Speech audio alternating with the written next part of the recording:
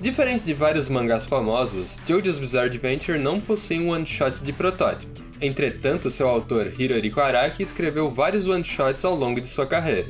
Os mais famosos são aqueles estrelados por Kishibe Ohan, que eu inclusive já mostrei aqui no canal. Então se você quiser conhecê-los é só clicar no card ou ir no primeiro link da descrição. Continuando, além dessa coletânea do Rohan, existe mais uma chamada Under Execution Under Jailbreak, que é um volume único com 4 one-shots dentro, sendo um deles o episódio 16 do Two Spoke Kishibe Ohan, que obviamente eu não vou citar de novo aqui. Dentre os 3 restantes, temos o próprio Under Execution Under Jailbreak, Deuce and His Master, e Dead Man's Questions, que a propósito é o único que possui alguma relação com algum personagem conhecido de JoJo em si. Beleza, agora eu vou resumir os 3 one-shots pra vocês aqui, porque se for pra eu ler página por página, vocês podem fazer isso sem mim, né? Ok, então vamos começar com Under Execution Under Jailbreak. Esse one-shot conta a história de um presidiário que foi sentenciado à morte por ter matado uma garota por desconfiar que ela havia roubado a sua carteira. Dentro da cela, o presidiário viu um interruptor e ficou intrigado, já que ele nunca tinha visto uma cela onde o presidiário poderia acender as luzes quando quisesse. Porém, quando ele acendeu, um enxame de marimbondos apareceu e começou a picá-lo, já que o ninho deles ficava exatamente ali do lado. Depois disso, o cara ficou pistola e começou a gritar para ver se algum guarda aparecia, mas ninguém veio. Cansado de espernear, o prisioneiro olhou para trás e percebeu que o interior daquela cela não era normal. Por algum motivo, ela era tão aconchegante quanto um quarto de hotel. Pra vocês terem uma ideia, lá tinha cama, sofá, TV e até comida quentinha esperando por ele. Parecia um sonho, mas é claro que tinha alguma mutreta ali, né? Pra começar, a comida era mortal. E não só ela, como tudo dentro daquela cela. Percebendo isso, o presidiário começou a procurar meios de escapar dali. E foi aí então que ele avistou um pequeno buraco na parede. Em teoria, aquela seria a chance perfeita de escapar. Porém, depois de cavar um pouco com a colher, algo se enroscou e sua mão foi parcialmente triturada por um fodendo moedor de carne. Sim, isso era o que tinha do outro lado da parede. Por conta dos danos, o preso caiu no chão de dor. Porém, sua camisa ficou presa em pregos que estavam espalhados pelo chão. E como se já não bastasse, ácido sulfúrico começou a sair pelo assoalho.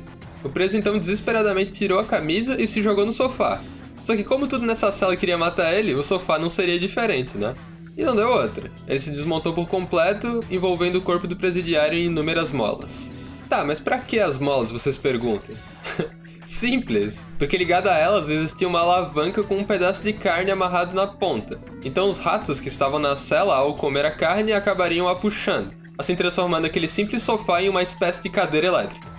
Percebendo isso, o presidiário desesperadamente arrancou os 3 dedos pendurados de sua mão e os jogou para os ratos comerem, assim conseguindo tempo suficiente para sair do sofá antes que a descarga elétrica acontecesse. Depois do sofá explodir com a eletricidade, o presidiário percebeu que o buraco na parede havia ficado muito maior, e então ele utilizou o moedor de carne como marreta para quebrar o tanto que dava. No fim, ele pôde avistar a tão sonhada liberdade ao outro lado da parede. Porém, será mesmo que seria seguro atravessar aquele buraco? Essa frestinha no meio da parede era muito suspeita, ele pensou. Então por 50 anos ficou apenas observando a liberdade que nunca teve coragem de pagar pra ver. E é isso aí. Agora vamos à minha opinião sobre esse one shot. Cara, a única coisa que isso e JoJo tem em comum é a bizarrice em si. Tirando esse fato, essa história poderia ser qualquer coisa. Mas deixando isso de lado, o conceito em si me foi interessante, por trabalhar bem o suspense e a agonia de estar num lugar como aquele. Mas sei lá, ainda me pareceu meio aleatório demais. Porém, acredito que essa experiência narrativa possa ter ajudado o autor em alguns aspectos da parte 6, já que ela se passa boa parte dentro de uma prisão, o que é algo a se considerar. Beleza, agora vamos dar uma olhada em Deuce and His Master. O one shot começa mostrando uma linda garota de biquíni tomando sol e um gato tentando passar por cima dela. Mas as coisas não são tão bonitas quanto parecem, já que na verdade a garota estava morta há um bom tempo. Tinha até moscas saindo da boca dela já. Ok, agora deixa eu contextualizar vocês aqui.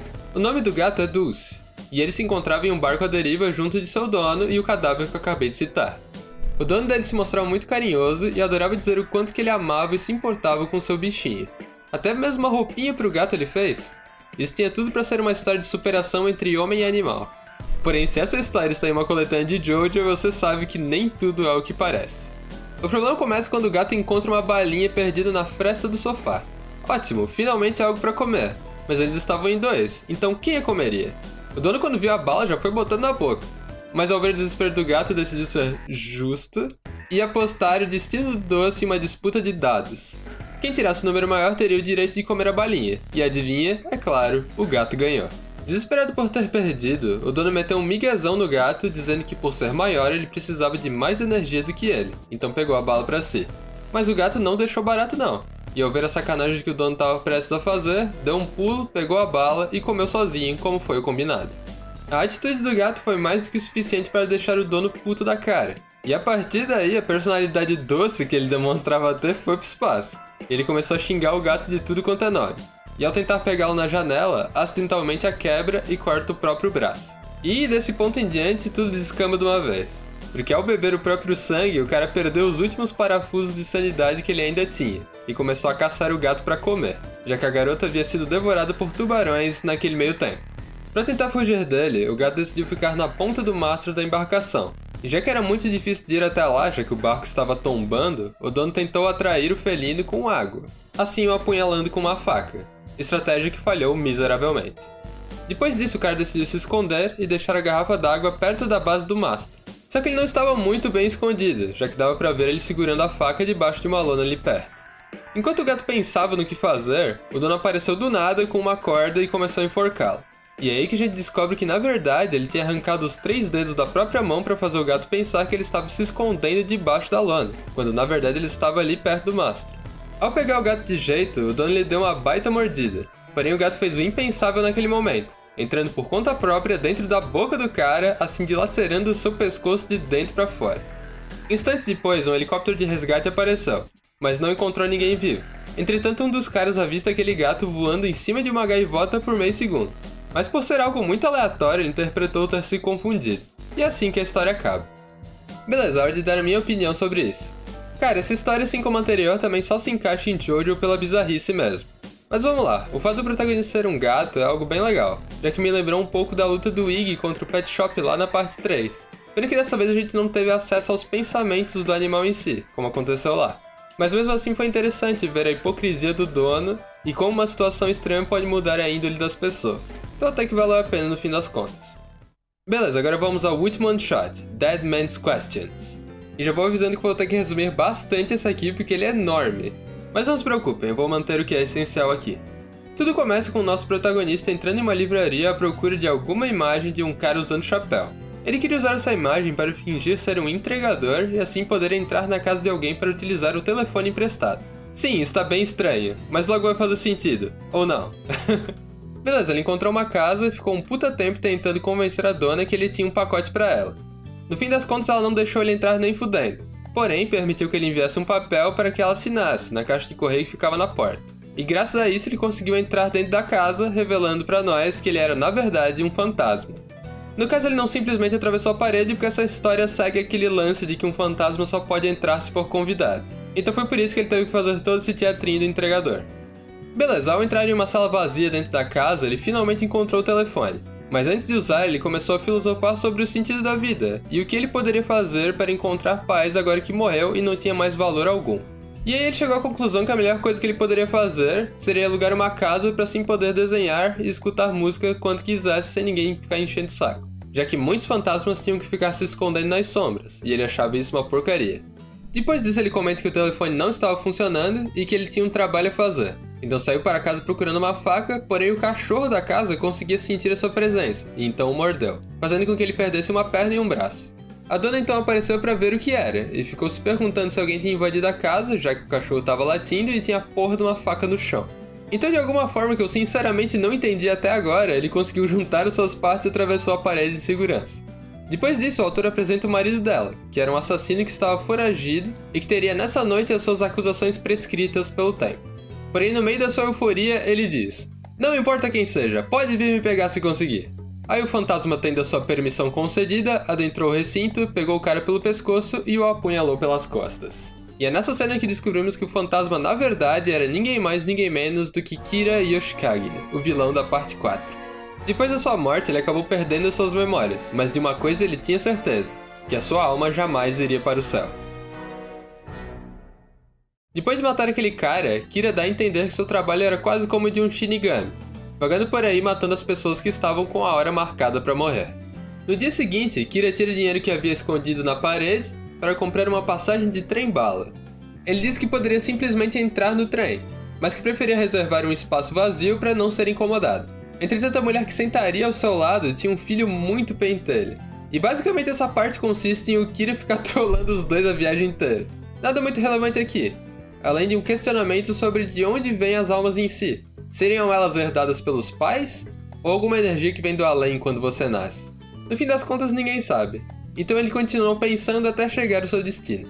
Lá ele encontrou uma mulher careca que lhe passou as informações do seu próximo alvo. Ele era um soldado que vivia dentro de uma casa fantasma que tinha sido alvo de um bombardeio há 50 anos atrás. E sim, esse soldado aparentemente era um fantasma como Kira, só que com uma casa para morar diferente dele. Chegando lá, ele ficou abismado com o fato de todos os itens dentro da casa também serem fantasmas. Ele também achou estranho o fato de ele poder entrar sem permissão, então se perguntou se essa regra também valeria para espíritos, ou se naquela ocasião o soldado não estava em casa, ou se é que de fato esse soldado existia. Depois disso ele ficou interagindo com as coisas fantasma da casa para ver como é que elas eram, até que ele abre uma prateleira e acaba acidentalmente derrubando uma penca de ovos na mesa. E ele começa a perguntar se aquilo seria comida fantasma, e se fosse por que o fantasma que supostamente vivia ali não comia, e coisas desse tipo. Até que de repente um dos ovos se joga no chão por conta própria. E depois disso, os outros ovos rachados simplesmente sumiram. Ele ficou meio confuso com isso, e quando se deu conta, 2 deles estavam no seu bolso. Então ele corta o bolso fora com a faca e chega à conclusão que aquilo não era simplesmente um ovo fantasma, e sim uma outra coisa que ele ainda não entendia. Quando ele deu por si, já tinha um bicho bizarro atravessando o braço dele. Ele então esfaqueia o bicho para ver se conseguia se livrar, porém mais deles começaram a nascer dos outros ovos. E para piorar, aquele esfaqueado não havia morrido, e sim estava se transformando em uma espécie de planta no braço dele. A conclusão que ele chega com isso é que essas coisas eram faxineiros espirituais.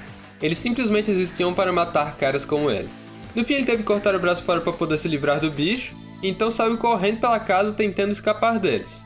Mas não adiantou muito, já que logo eles o alcançaram e pegaram sua perna. Porém, por sorte, ele já estava na sala do soldado, então pegou uma arma e atirou nas criaturas, o que foi suficiente para conseguir sair daquela casa com vida. Peraí, com vida? Acho que agora até eu fiquei confuso nessa. E a história acaba assim, com ele se perguntando se na verdade aquela moça careca estava querendo matar ele ou não. Agora, por que ela queria fazer isso, a gente nunca vai saber. Beleza, opiniões sobre esse one shot. Foi legal ver o destino do Kira depois da sua morte na parte 4. Mas sinceramente o autor poderia ter colocado qualquer outro personagem no lugar dele. Daria praticamente no mesmo, na minha opinião.